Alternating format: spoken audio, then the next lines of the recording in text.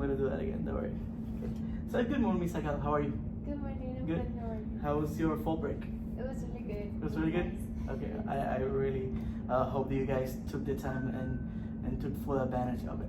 So I really appreciate you taking the time to allowing me to observe you last week. I think that the lesson was very productive. I saw a lot of engagement going on. It was evident that you had prepared to deliver the lesson and your students were engaged during my time here. I also want to thank you for meeting with me today. We will go over what I observed that day. And remember, this is just for my professional growth. It has nothing to do with your observations on anything like that in the IC. And we will meet for around 20 minutes.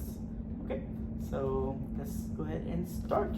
Okay, so my first question would be, what made your lesson successful? And let's just recap a little bit. I know that it was lesson 3 of your Amplify lesson, and it was about finding text evidence, and you did the read aloud. One of the things that you really did that was really positive was, especially for our bilingual students, was to go into the vocabulary. And especially because this lesson, I think since it was about the human body, I think some of the vocabulary was very difficult. But I want to hear from you. So what do you think that made your lesson successful? And you can talk in Spanish as well if you need to. I think that the student engagement, and that at the end of the day, they were able to accomplish the learning objective.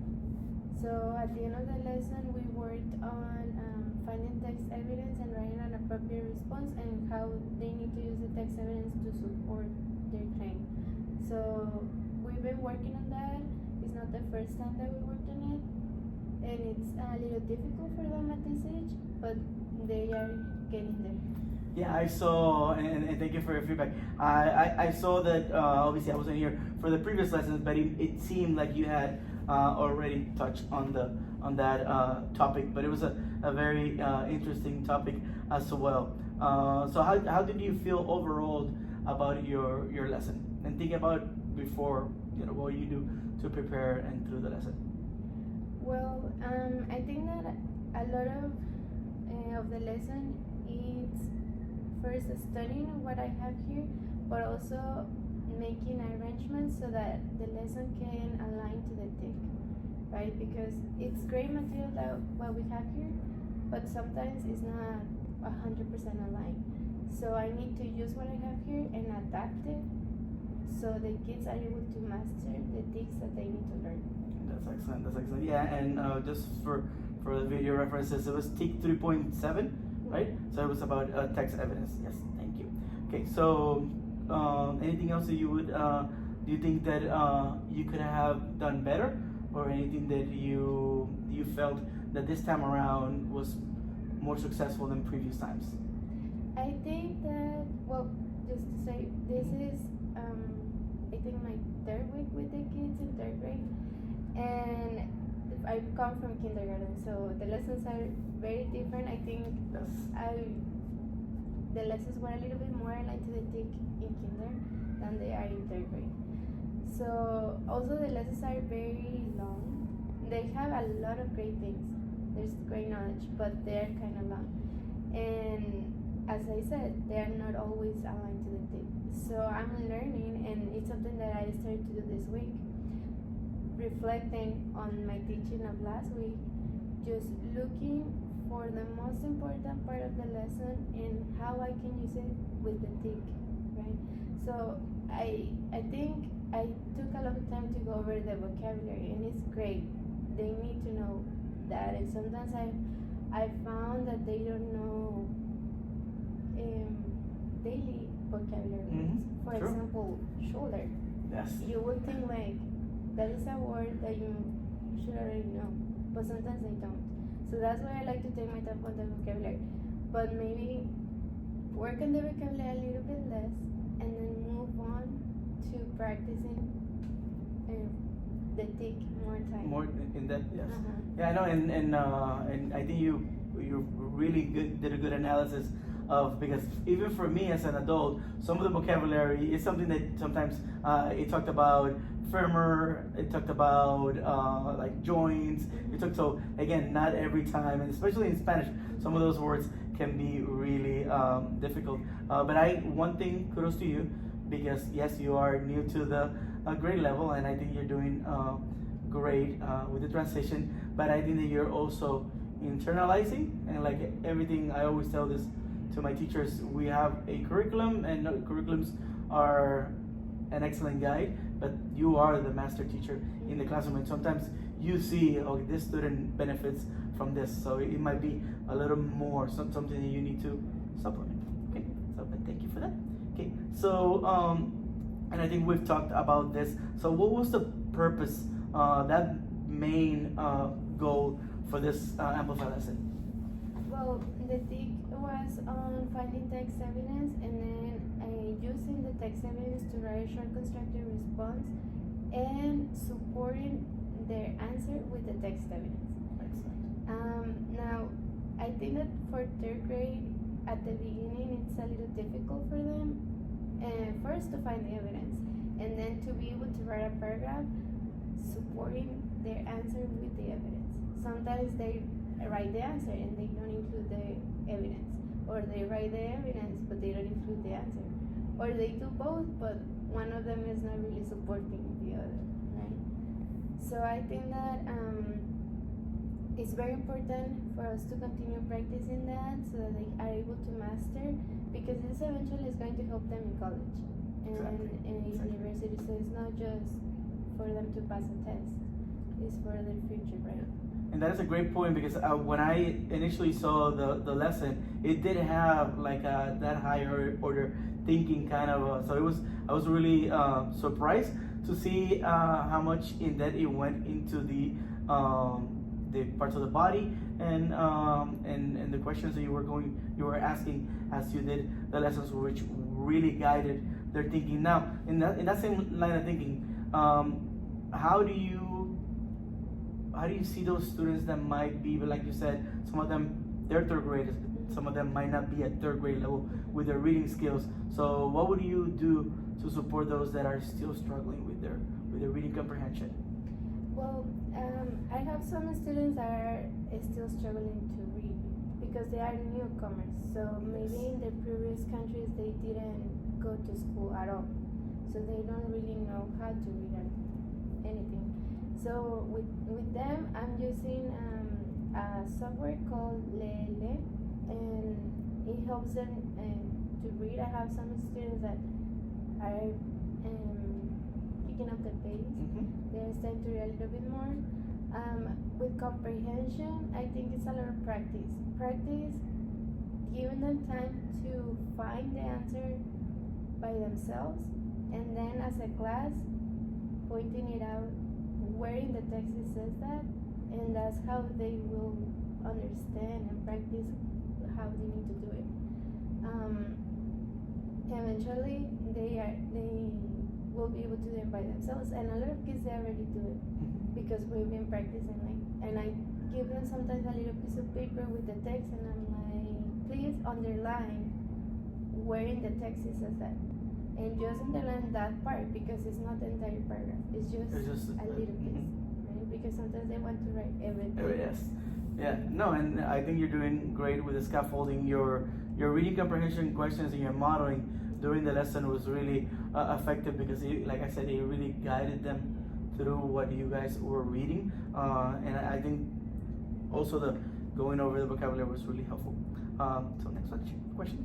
What was your objective goal for the read aloud and the KW chart? I know you called it CE, was it? The claim evidence? Yeah. Because in the book it said KW chart, but is that considered a KW chart? No. The KW chart, well, first, because it's a dual language program, I don't see the entire lesson in one day. So okay. I see part one and part two. I saw that. And the English portion. So I was going over part two, In this case, we didn't work with the KW chart because it didn't really align to my TIC. But what we did is that we used a portion of the text from the read aloud to find an answer to a question that is on the part of the lesson, and to find text evidence and to support my TIC. And we went over this statement and conclusion, so just reviewing those and reinforcing. Yeah, I really like that. Yeah, no, I was just because I read it on the lesson and I was like, oh, he said a KWA chart, but I know that you had it as a CE. I was like, okay, it's different. And the CE is actually used for them to write the short constructed response. Perfect. So it's like answer the question, contesta, evidence, and explain. So you get to claim evidence. Yeah, and like claim evidence and explain your okay. terms. Perfect. Okie dokie. So yeah, I know you were doing it in Spanish, and even me, I had to go and really read and double check. Okay, so thank you for that. Okay, so we're gonna try to narrow down, and this is not something that I saw that is negative by any way. It's just something that I wanna help you improve. Something that we can that I can come next time and we can work together, and you can continue growing as a teacher, and I can continue growing as a future leader, because I'm not a leader yet. Okay, so what would you improve, or what would you reflect on the lesson? And I just want to narrow it down. When you were doing the read aloud, you walked around the classroom, and that for me was like super effective because you made sure that the students were engaged and they were on point, obviously, and they're following you with the reading. I would just would like to see it when you were doing the claim evidence document, because I wasn't here doing that part. But what would you like to improve in that area? What do you think that would be beneficial? I think that when we do it together as a class, my students are able to tell me what I need to write and how I need to put it in what order. But when I let them do it by themselves, then they get confused. So what I was thinking is that I'm going to give them sentence stamps. Stamps, perfect. So they can start doing it by themselves. And I started to use a different graphic organizer, and that I think is more efficient because they can just do 1, 2, 3, 4, and then just transfer that into a paragraph. So I think that helps them a little bit more. And with that, I am hoping that eventually, well, not hoping, I know that they will eventually be able to remove the sentence stamps and just do it on their own. Yes. Yeah, those 2 and 3 scaffolded strategies that you mentioned, I think will really benefit your students. I also know that that Amplify, and the way that the district has explained it, is that is really targeting our tier 1 instruction. So let's try to narrow it down.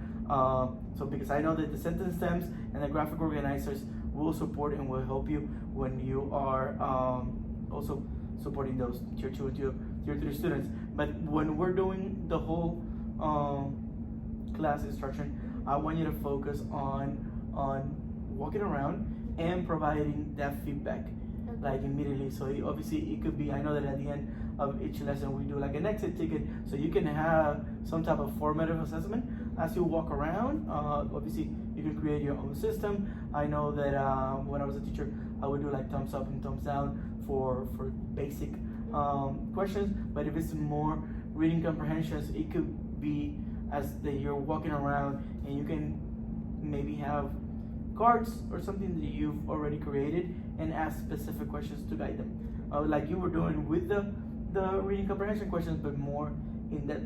Okay, and walking around, and I will model that for you in a little bit. Okay, so let me double check. So I think your lesson was aligned with your goals. I know that we've talked about supporting those students that might be still struggling with those scaffolding sentence stems, graphic organizers. One quick question that I had was, Do you think the vocabulary help the students during the read aloud? Yes, Okay. because well, since this is a topic on the body, if they don't understand the words, how can I ask them to then think about a question, look for the evidence? They need to understand what they are reading so they can answer a question. Yes. If they don't understand, It's they gonna won't go. be able It's to. gonna go over the head. Yes. Mhm. Yes. When I saw initially the portion of the lesson, there was 10 minutes for vocabulary. I was surprised. I was like, oh, maybe we don't need 10 minutes. But as I read the lesson, I was like, oh yes, they're going to. And I think that you took that time, so it was a good balance when you were using it. But yeah, I was helping a student that also had questions with the vocabulary. So I really agree with you that it's super key, especially for our bilingual students. And what do you think you could have done to provide more clarity about the topic? So since it was kind of a difficult topic, what do you think you could have done? About the topic, like Yeah, the just read aloud, in or- general. Yeah, in general, just make the students understand, or maybe tap on that background knowledge. Or what do you think you could have done to help them? I think something that I'm working on is more turn and talk with their Mhm. partners. Also, like you say, your background knowledge. Maybe asking some questions at the beginning of the class, just to grasp a little bit more what they already know. Maybe they already know some words that I don't really need to put a lot of time on during the vocabulary part. Yeah, that's excellent. And I know that you did use the images that came with the presentation in Curriculum Central. When I was a teacher, we used a lot of BrainPop. I don't know if that's still going around, but BrainPop also had like short videos that would also provide our students, because some of our students, obviously since it was a topic about sciences and the body, some of them are just don't have the knowledge. So that's something that maybe you can find a video or something that can help them. Okay, so perfect. So, and do you think the claim evidence actual sheet that you were working on was rigorous enough? What do you think about that? I think it was. I think that's something that I can do to improve that is, again, the sentence stems, release them to do it, and then reading their answer and providing feedback, right? But letting them do it by themselves because they need to do it. Sometimes it might be because I've taught kinder. Yeah. I want to help them a lot. I know, But it happens. I think I need to let them do it, read their answer, and then just tell them, you answered the question correctly, but you didn't write your evidence, or whatever the feedback is, right? I think that's what I need to start doing from now on. Yes, I agree. I think that could help, and I don't judge you. One of the things that I've been learning in our class is that positive struggle. And sometimes you think, oh, they cannot do it, but students need to struggle, and it's because it's just positive, and it also helps their brain develop, right? Like, if you fail, that doesn't mean that you're not capable. It just means that you're continuing to grow. Okay, awesome. Thank you for that. So right now we're going basically on step number 4. Okay, so we talked about what I'm gonna model. It was basically when you were doing the read aloud and walking around the classroom, which I thought that was super effective. But I would like to try to see that during the claim evidence part, and double checking that everybody is on task, or even with the read aloud as well. Okay, so let me see. Okay, so where would be a good place to implement this in your upcoming lesson? So talking about the walking around and providing feedback. Well, I think the next week we're going to work on evaluating text details to get a key idea. And I think that in that lesson I can go over the information and then provide a time for them to work by themselves, and asking them to look for the evidence and write the key idea. and then I can walk around and talk to them to see if they're actually doing it correctly, and if they're not, just guiding them so they can get the correct answer. That's excellent. That's excellent. Okay, so yeah, so and we'll talk about at the end when would be a good time for me to come, maybe Friday or maybe next week to go over that so I can observe that. So now we're just gonna practice. So I'm gonna practice. We'll practice together, role playing a little bit. How would that look around? How would that look when we're walking around and providing specific feedback? I don't think we're gonna get up just because of, I don't know if the camera will catch us. But my modeling would be that I'm walking around, and as I'm walking around, and it could be with the read aloud, I am asking those specific questions to the student. You mentioned the turn and talk, and I think that you did do a turn and talk, so it would be just more consistently. So it would be more like grab an index card and write what is the meaning of this word, to double check that they understood the vocabulary. Okay, and that's something you can quickly capture. You can also turn and talk and listen to their responses. You can also go to those students that might be that might be struggling and ask them specifically, okay, can you tell me what we've said so far, or can you summarize this part? So just that, actively monitoring and asking for feedback, asking for the response is really powerful, because then you get a better understanding of, okay, they're getting it, they're understanding, and we can move on. Okay, so yeah, I don't think we're gonna have to get up and model it, but you understand the point. Would you like to model it? Do it? No?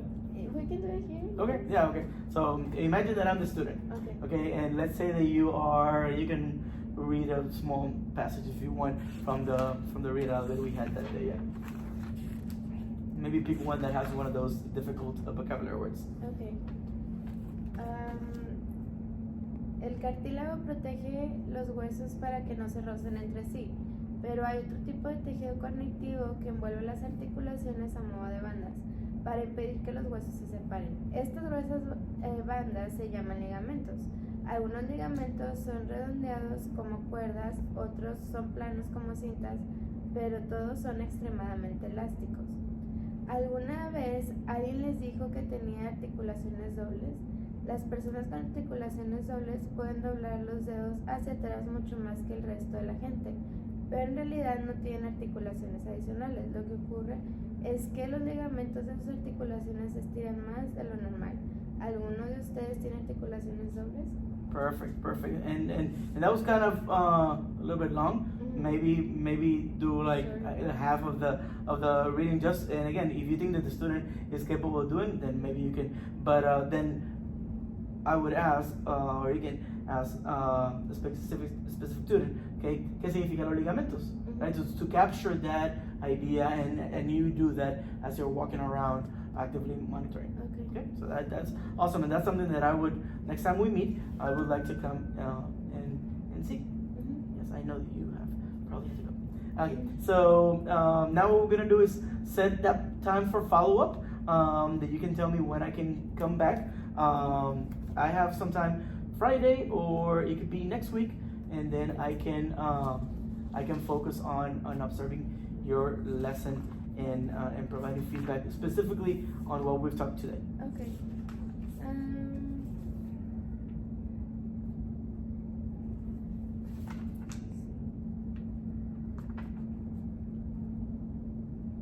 I think we can do Friday. Friday? Perfect. Mhm. Okay, so Friday at what time?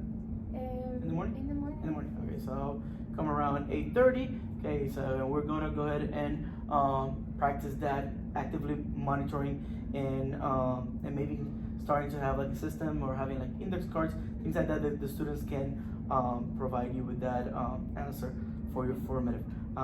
Let's see.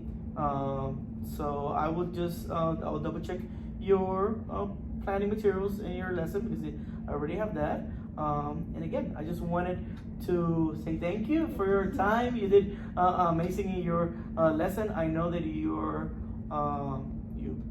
were leveled to third grade, so I really appreciate you being flexible. I know it's not a hard transition, but you are doing excellent so far. The one thing that I looked at is the students, and the students seem, even though it was 3 weeks, it's only been 3 weeks, they seem that they're connected with you. They seem that they're engaged. I didn't see any behavior issues in your classroom, so that means you have your rules and routines in place, and then they trust you. And I really like the feeling that I got. Any questions? No, I think I will start working on the feedback that you gave me and apply it. Thank you, I appreciate it, and I'll see you Friday. Okay. Thank you, appreciate it. Thank you. Let me see. Okay, yeah, I think we recorded more than enough. Do I need to?